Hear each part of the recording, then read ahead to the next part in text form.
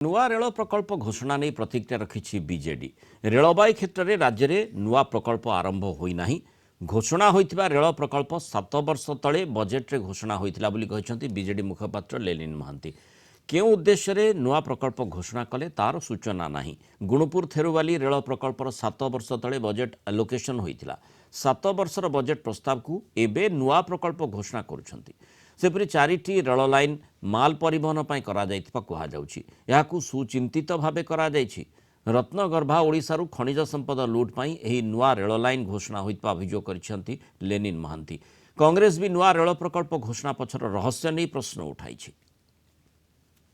आमे पचारिबा पई चाहूचु अति विनम्रतार सह ए जो लाइन हेची ए लाइन कण से जो माल को अन्य राज्य पे नबा पाई बाट फिटा हला कि ए जो भी लाइन हेची सबुतक फ्रेट हवा पाई व्यवस्था हेची और लागुची कोठी ना कोठी ए व्यवस्थाटी हेची रत्नगर्भा ओडिशारू कळे बळे कौशले मिनरल नहीं पळेबा पाई गोटे चंचकतार दिग बेली आमको लगुच आमे भावुचु या उपरे केंद्र हो राज्य हो तांकर भारतीय जनता पार्टी क्लारिटी देले बहुत भल हंता। धर आपण भावंतु जूनागढ़ नवरंगपुर हो बा मालकानगिरी भद्राचलम हो आपण समस्ते ओडिशा को भल पाती।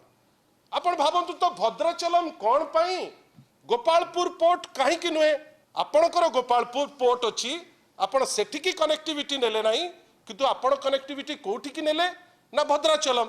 एथुरु आहुरी दृढ़ीभूत होउची आमर जो डाउट जे ए जो घोषणा हेची किछि लाइन एटा केवल किछि माल रत्नगर्भा ओडिशारू नेइकिरी अन्य राज्य जीवा पाई का या भितरे 3टी लाइन अछि जोटा केउंजर परी गोटे मिनरल रिच एरिया देइकिरी जाउची जोथि पाई गोटे डाउट आसुची जे यार उद्देश्य भिन्न लोकन को केवल चंचकता करा जाउची। कोरापुट जिल्लारू जतिकी आमे दउचे आमे जतिकी रॉयल्टी दौचे ता हिसाब से गाड़ी नहीं भुवनेश्वर को आमर दीर्घ वर्ष गोटे गाड़ी चलती जगदलपुर ताको एक्सटेंशन कले जयपुर ठारू गोटे गाड़ी आम दाबी करछु बारंबार रेलवे मंत्री कर्णगोत्र करूना जो जो प्रोजेक्ट माने हेइथिला अधपंथीरा पड़ी ताकू राज्य सरकार बंद करने किसी आवश्यकता नहीं।